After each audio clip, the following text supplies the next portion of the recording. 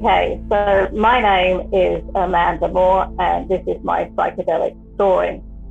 I'm going to try and keep this concise. I will go into my childhood trauma, which began while I was in my mother's womb. She was abused sexually by my father, and she was also abused by her father. My grandmother was abused by my grandfather, and my father had his own story that I never actually did get to find out. So I was sexually abused by my father from in vitro, as I have now discovered, up until the age of 17. And I only knew this form of love. I had no reference point at all because I had no brothers or sisters. I was sent to Catholic girls' schools and kept very isolated from other children. And along with that, I was also molested by a priest at the Catholic school, and my grooming, of course, had made that perfectly acceptable for me. So having this trauma and going up into the age of 17, not realizing there was anything actually wrong with the experiences I was having until the age of 15, when I heard some girls at school with their laughter and their giggles going into their own stories of experiences that they had had with boys, which is all quite natural.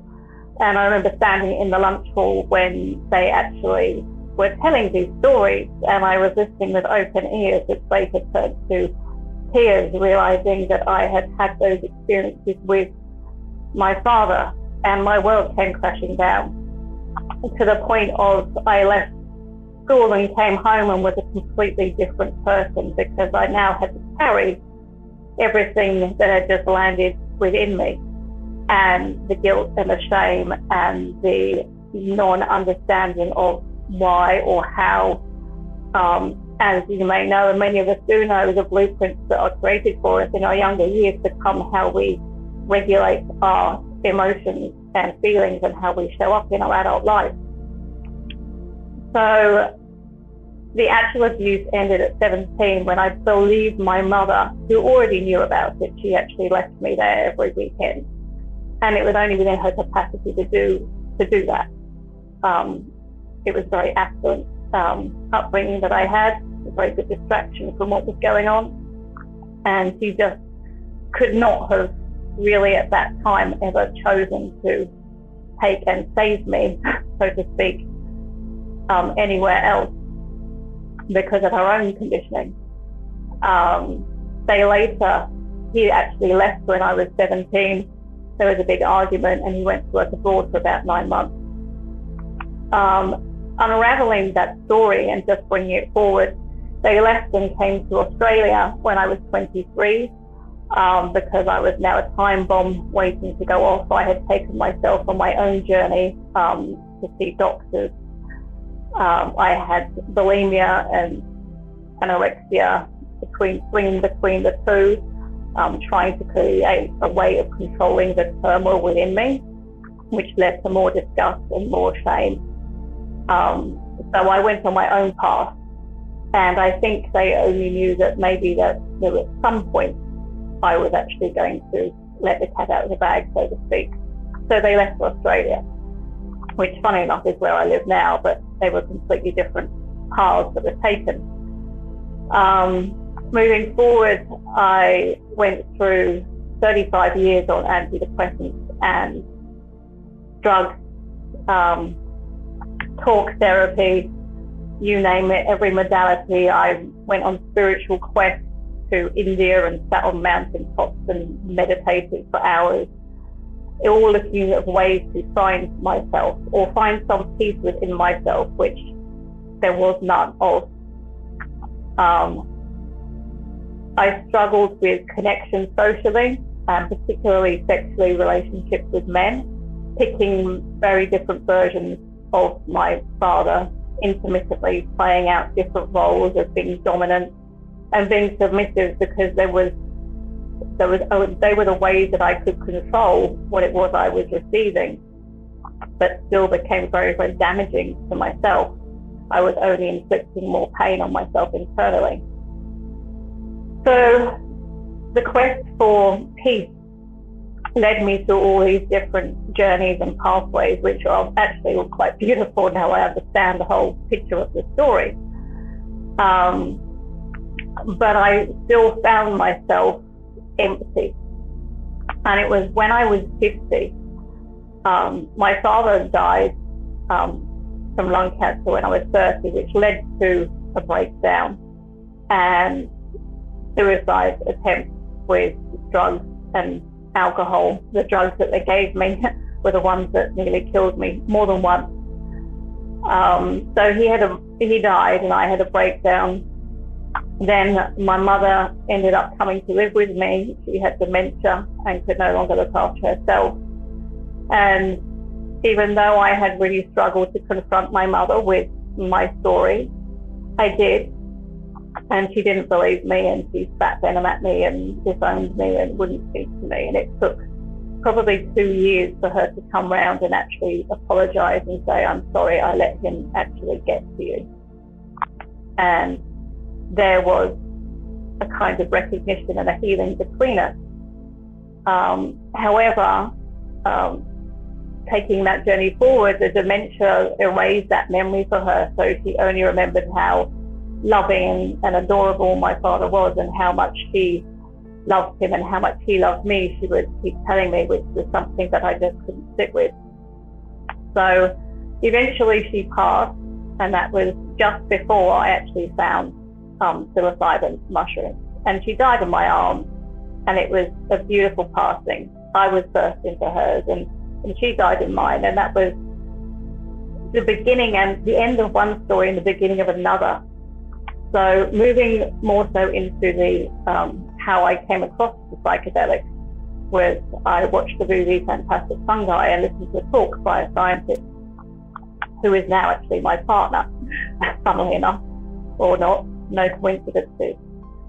And I began the journey with psilocybin, and it allowed me to go and visit versions of myself and my trauma in a very safely held space.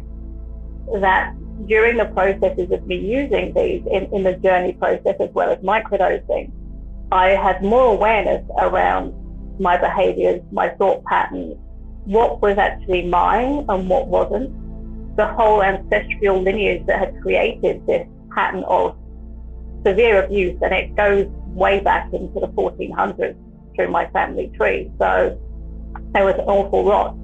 And having my own daughter now, who's a very beautiful little oracle, who gifted herself to me, and I'm forever grateful for that. It was down to me to be the cycle changer. So I wasn't just doing this for me. I wasn't going to allow her to carry, even though she wasn't in an area that was anyway threatening abusively. I wasn't going to let her carry any of this story, even though we know genetically we carry the DNA of our ancestors. I've actually been through processes where I have cleared my DNA, and this has been assisted by psilocybin journey. So she does not receive that, and she doesn't receive the behaviors that I had created to keep myself safe. So the magic is in the mushrooms, and if they are magic, they always tell me to remind myself that they also allow us to see the magic within ourselves. They are the most beautiful mirror. And through these journey processes, I have been able to gradually peel back layer by layer. And there are so many because of the complexity of the system and the conditioning that I came from. Gently peel back layer by layer, finding and revealing the real version of me, and falling in love with the story that I gifted myself in this lifetime, and seeing the beauty in it, and understanding that it is just one big love story, and not just forgiveness, but actually seeing it all as a gift.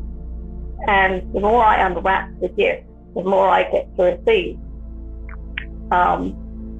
And it's taken me to a point now that I actually work with, when I say work with psilocybin, the mushrooms. And facilitate for others. I was called very much to step up and to do this with my partner, who is, like I said, from a science background. He went into it because in the military, there was only 40 people killed in combat and 2,000 suicided from the drugs that they were put on post the actual, being in combat. So we had to find another way, and because of my history with all the drugs and the talk therapies, that just doesn't work. It actually makes the wounds deeper. And being brought to assist people with this path, and the beautiful Mycelium Network does this wonderful thing where, obviously because of the legalities here in Australia, we only get bought the people who are really ready and really for this process. And it's not for everybody, I totally understand that. But I have done other psychedelics. I've done Bufo and also Peyote and San Pedro, who all have beautiful places in our existence with wonderful messages. But the mushrooms are so clear. We have them grown with special frequencies and with love, and the intent behind the process and the family that it has begun to reunite and bring back into community. People who have the worst traumas that you could even, capital T's, come in and in 4 hours change their life. It is 4 hours of therapy, 6 hours of therapy in a lifetime. You can't get to some of those points of awareness and points that need to be healed that the subconscious has so tightly hidden away to protect us in a normal state, in a normal day-to-day life. This logical mind we have is just too busy trying to distract us from the need to feel and to heal. So I'm looking at the time and I'll bring this to a close. So I have my life. I would not be here and I cry with celebration if it hadn't been for finding these beautiful plant spirits and committing and devoting, not committing, my life to this work, no matter really what may be around in the legality side of it. I feel divinely protected with what we do. And to see, like I said, the incredible results from people who have just completely blasted through big traumas, little traumas, all kinds of experiences, to see and have clarity and an awakening on who they really are and the power within. Is about giving people back their power, not taking it from them with drugs or talking them around in circles. And I have now been called very clearly to the shamanic path of this, and that is how we integrate the therapy we do. Is we use the science and the knowledge and the history along with a safe setting that is more intuitively created with the shamanic rituals, which the mushrooms have all taught me. And yes, they are teachers, and you just have to listen. So that is the basis of my psychedelic story, but it's ever evolving as the journey always will continue.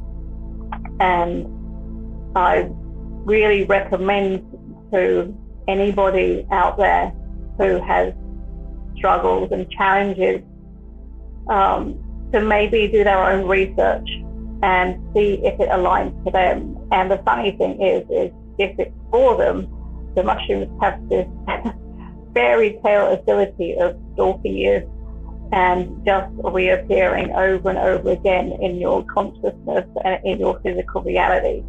And that's how you just know that maybe this is something, a path that you would like to journey down. So yes, I have so much gratitude. Thank you very much for listening to my story, and blessings to you all.